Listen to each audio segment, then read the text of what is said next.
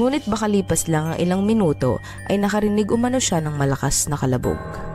Agad-agad siyang umakyat para tignan ng kanyang asawa.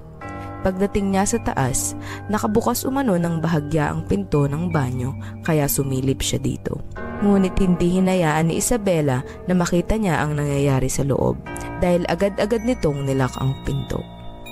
Tumawag sa 911 ang stepfather ni Isabela na si Ryan Moy. Sinabi niya sa otoridad na si Isabela at ang kanyang ina ay nasa loob ng banyo. Aniya, may lumabas na mga dugo sa pintuan ng banyo. Ngunit siya ay hindi makapasok dahil nakalak ang pinto nito. Habang nakikipag-usap siya sa 911, pinilit niyang makapasok sa banyo.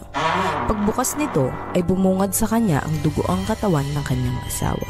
Habang si Isabela ay nakatayo lamang. Nakita niya sa sahig ang kutsilyong ginamit ni Isabela